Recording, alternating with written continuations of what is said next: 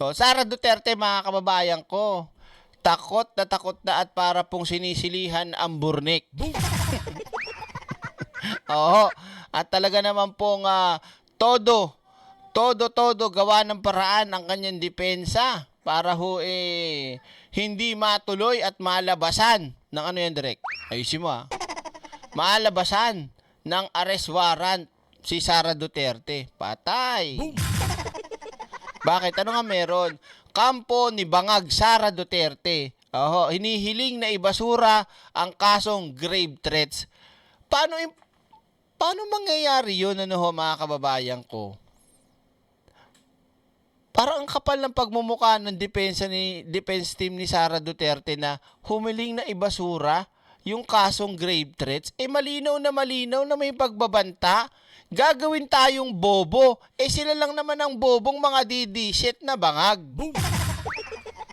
Di ba? Malinaw pa may video at hindi biro. No joke nga Tapos butang ina talaga mga abogado ni Sara Duterte, mga bangag din no? Kung yung amo niyang si Sara Duterte mismo bangag. Hindi lang ang gawi, kung hindi pag-iisip bangag din. Pati yung mga abogado. Bakit? Kasi nga gusto nilang ipabasura, ha? Sige nga, bakit? Play mo. Napapasura ng kampo ni Vice President Sara Duterte ang sinampang kasong grave threats laban sa bise. Nagugat ang kaso sa pagbabanta ng bise sa buhay ni Pangulong Bongbong Marcos. Hindi, ito, tanong sa inyo, mga kababayan ko, tanongin ko kayo. May grave threat o wala? Sa sinabi at pinagsasabi ni Sara Duterte. Oo lang, meron o wala? Sagot kayo. Live mula sa TV5 Media Center, nangungun sa balita si News 5 Palace Correspondent Maricel Alili. Maricel, ano pang update sa hiling ng kampo ni VP Sara?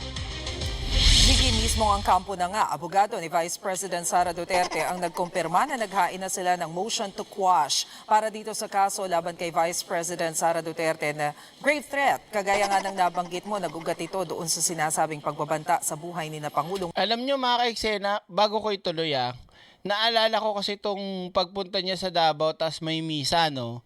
Tapos, lately ko lang kasi nakita yun, may nag-send sa akin Yang simbahan na yan, tangina no, napapamura talaga ako mga kababayan ko. Biruin mo, nagsimba yung hindot na si Sara Duterte bangag, no? Sa simbahan, nagmisa di ba? Yung kalahati, okupado ng walang tao. Ano direct? Paano nangyari yun? Okupado, pero walang tao. Boom! Hinaharangan ng mga security ni Sara Duterte. Putang inan talaga yan, Ang lupit, pakaraming security ni Sara Duterte. King inang buhay ito, Yung mga magsisimba sana na makakaupo at makakapasok na mga taga dyan o magsisimba, nagsisiksikan sa kabilang side. Putaragis talaga, Samantalang kapag ang pamilyang Marcos ang nagsisimba, kahit may mga ibang tao sa likod, okupado lahat yan ng publiko. Basta sa harapan lang yung Marcoses, di ba? Pero si Sara, puta, ang tindi. Talagang bakante talaga yung kabilang side ng simbahan. King ina mo, Sara ka. Ganyan ka-spoiled brat yung inang si Sara Duterte. Di ba? Hindi lang yon direct, pila ang pa-picture. Kasi nga nagpapa-photo off, nagpapa-cute. Yung putang inang yan, kahit retokada naman. Kahit salamat doktor. Nakita nyo naman yung post ko, di ba? Sa social media, sa Facebook page. Kung anong itsura talaga ni Sara Duterte, lalo na nung bata. Di ba? Mukhang tuko. Yeah, baby! Tapos ang yabang ng mga shit, ang ganda daw ni Sara. Tang inumin nyo, si Sara gawang kemikal.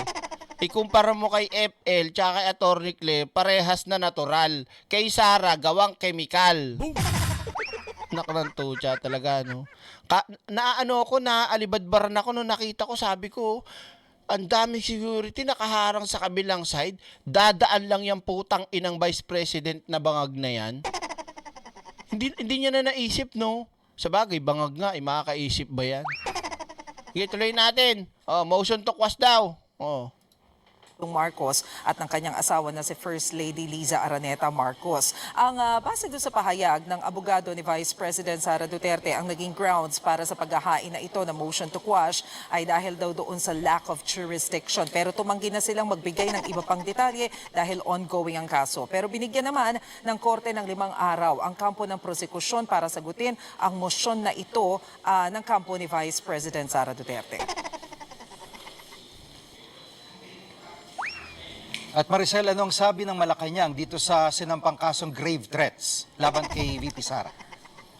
Well, Jiggy, kung si Palace Press Officer Claire Castro ang tatanungin, kulang pa nga daw yung grave threat na yan eh. Kung siyang Talaga? tatanungin, pwede pang sampahan si Vice President Sara Duterte ng inciting to sedition. Ang sabi ni Yuse Castro, malinaw naman din daw yung mga ginawa ng Vice Presidente. Pero ang tanong kasi dyan, hindi ba magkakaroon ng conflict? Dahil alam naman natin na bukod dito sa isinampang kaso ng Department of Justice na grave threat laban kay Vice President Sara Duterte, meron ng ongoing na kaso dyan sa impeachment court kasama sa articles of impeachment, yung grave threat laban kay Vice President Sara Duterte. Pero ang paliwanag kasi ni Yuse Castro dyan, magkaiba naman yan. Yung usapin kasi ng impeachment course, alam nating lahat na ang pinag-uusapan dyan, karapat-dapat pa bang manatili sa pwesto bilang Vice Presidente si Vice President Sara Duterte. Ibang usapin naman yung criminal case laban sa Vice Presidente dahil ibang pananagutan yon. Ngayon, kung sakali daw na maabsuelto itong si Vice President Sara Duterte dyan sa kanyang impeachment trial sa tulong na rin ng kanyang mga kaalyado, hindi naman daw ibig sabihin na maaabsuelto na rin agad si Vice President Sara Duterte dito naman sa criminal complaint na isinampa laban sa kanya. Pakinggan natin yung paliwanag ni Undersecretary Claire Castro. Iba po ang nature ng criminal case, iba yung nature ng impeachment proceedings. So, sa impeachment proceedings kasi, dito inaalam kung yung leader ay dapat na maging leader pa. Yung kanyang kapasidad, yung kanyang mental health, yung kanyang pagiging agresibo, yung anger management, ito lahat ay dapat na nakikita kung ikaw ay magiging leader. Ang criminal case naman, ito ay yung liability dahil gumawa ka ng isang krimen. So, magkaiba po siya, in full. Ang effect nun is, there is this intention to sow hatred against the president, against the government. So, it is not just a simple grave threats. There is this element of inciting to sedition. Malinaw. At Maricel, sa ibang usapin, sinabi ni Caloocan Congressman Edgar Erice na di raw kayang ipakulong ng Pangulo si dating Speaker Martin Romualdez na nadidiin naman sa flood control. Anong sagot niya na Malacanang? Yes, Jiggy. Wait lang. Kagaya nga ng nasabi Wait mo, lang. nabanggit yan ni Congressman Erice sa programang Political Beats sa One. Bago natin tutuloy dyan, ako nabibisit at tawag dito, napipikon na doon sa mga politiko o doon sa mga, kahit kanino man, na mahilig na gumawa ng eksena, na kesyo may alam daw sila, kesyo nagnakaw, kesyo ganito, ganyan-ganyan, kilala daw nila, ganyan. Tapos, pag hiningan mo ng ebidensya, wala namang mapakita. Pag hiningan mo na, sabihin mo nga kung sino yung sinasabi mo at latag mo ebidensya mo, wala naman. Pero ang ingay-ingay, di ba? Tapos gagawa pa ng kung ano ng kwento na kesyo. Yan nga, tulad niyan. Di ba? Ako nga, walang pakialam eh, kahit si Pangulong Bongbong Marcos eh. Kung meron kayong ebidensya, ipa-impeach nyo.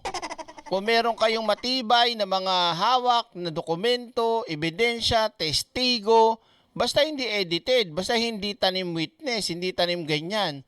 'Di ba? Eh papaanong gagawin ng Pangulo kung wala naman inilalabas na ebidensya laban dun sa pinsan niya? Eh paano mangyayari nating mapapakulong yan si si AA, 'di ba? Oh. Napakasimple lang na maintindihin. Sila na yung nasa kapangyarihan, ha? Sila na yung mga kongresista, sila na yung mga abogado, sila na yung may mga kadikit sa mga kung ano namang opisina, pero hindi nila naiintindihan yung ebidensya.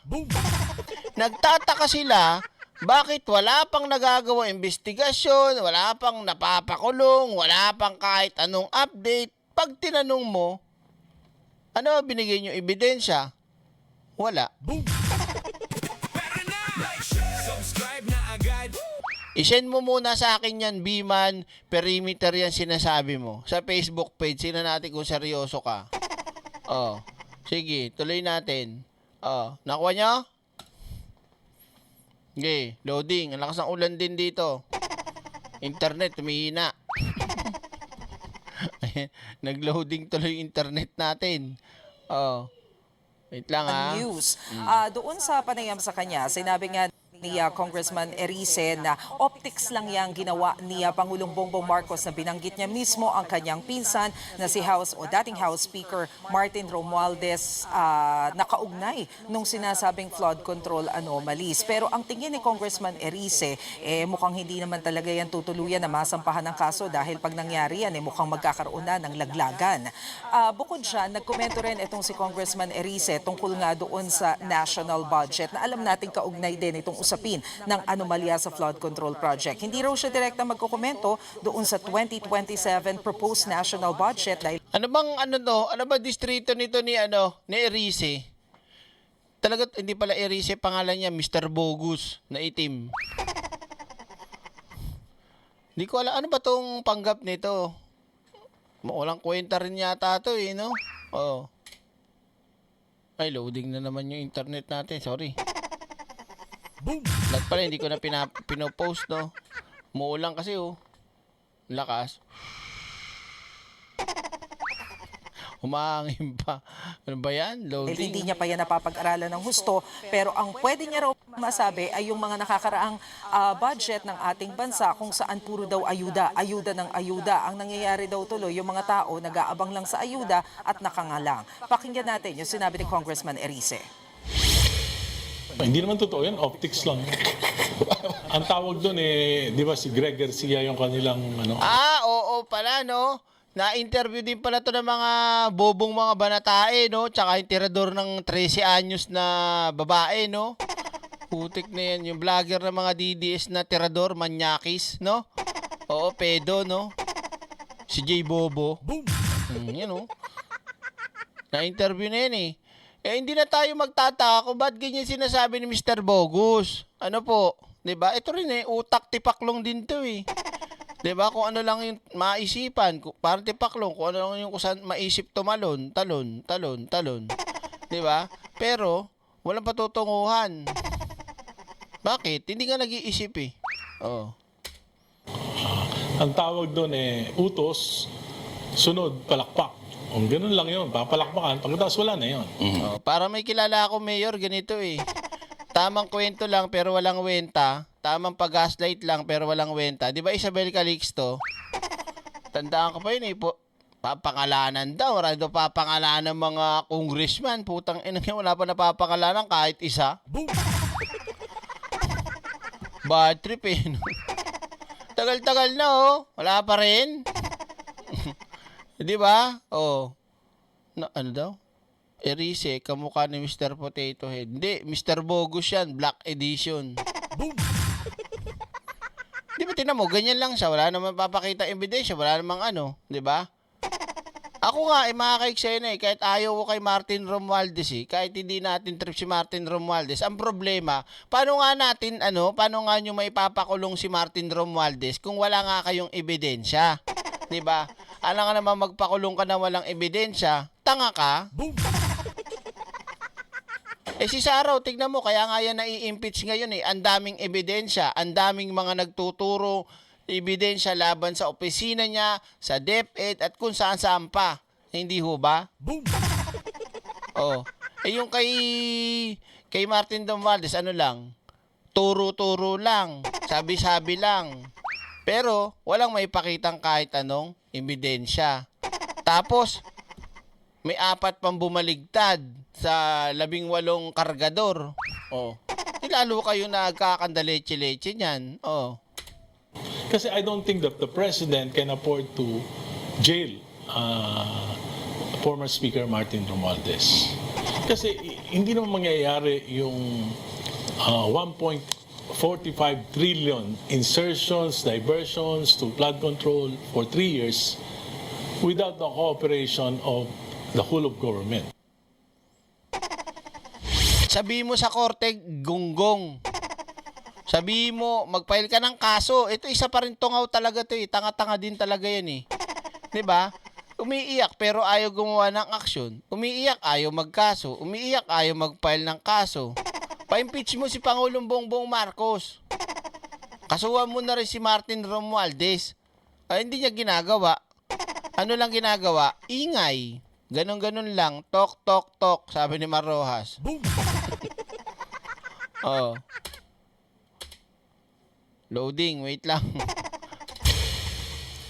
Pero tinanong din natin, Jiggy, kay Undersecretary Claire Castro kung ano ang magiging tugon niya dyan sa naging pahayag na yan ni Representative Erice. Alam mo, ang sabi lang ni Jose Castro, mukhang gulong-gulo na itong si Congressman Erice dahil puro theory daw yung kanyang mga sinasabi. Ang tanong niya, nakausap na raw ba ni Congressman Erice etong si Pangulong Bongbong Marcos? Dahil kung hindi pa raw pala niya nakakausap, paano siya nagkakaroon ng ganitong klase ng impormasyon na para siya nagiging spokesperson? Di dapat daw palitan niya na si Palace Press Officer Claire Castro sa kanyang pwesto. Tungkol naman doon sa sinasabi ni Congressman Erice, Oh, palitan mo na pala eh.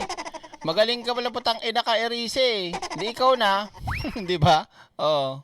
na ayuda lamang yung laman ng mga nakakaraang budget. Medyo magulo rin daw to dahil mismo yung mga kasamahan niya sa Kongreso, halimbawa si Congressman Tino, sinasabi daw na puro mga infrastruktura naman daw ang ipinaprioritize pagdating doon sa budget at nagkukulang na daw sa ayuda. So baka daw mas maganda pag-usapan daw muna talaga nila kung ano raw ba talaga ang sitwasyon ng budget. Kulang daw ba talaga sa ayuda o sobra-sobra? Pakinggan natin yung sinabi ni Jose Castro.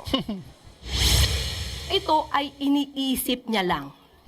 Nakausap niya ba yung Pangulo ng diretso para malaman niya kung anong damdamin ng Pangulo patungkol dito sa mga tao na nasasangkot sa flood control mess? Kasi kung hindi niya nakausap ang Pangulo at hindi niya alam ang damdamin ng Pangulo, huwag siyang magsalita. Huwag siyang magsalita na parang may alam siya sa sinasabi ng Pangulo. Wala siyang karapatang maging spokesperson ng Pangulo. Unless papalitan niya ako dito.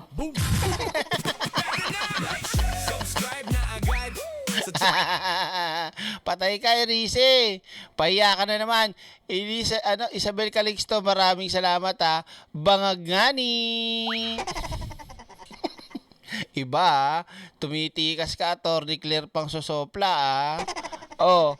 Siguro malamang si Erice nito nagkakanda, malamang nag-inom to, nagpakalasing si Erice. Sabihan ka ba naman? O gusto mo palitan mo na ako dito. Ikaw na kaya pumalit sa akin spokesperson. Buti ka pa alam mo. Sigurado nangitim lalo si Erice nun sa kahiyan. Ay, nako talaga, oo. Di ba? Alam mo, Erice, basado ka na namin eh. Utak DDS ka na talaga eh. Di ba? Pala desisyon ka eh. Marunong ka pa. King ina mo.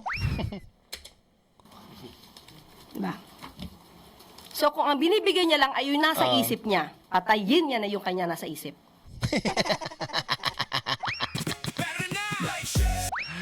Kawawa naman si Erice, putik na yan, no? Nasopla ka ng isang babae. Oh, iyak. Yan muna ang latest. Balik sa iyo, Jiggy.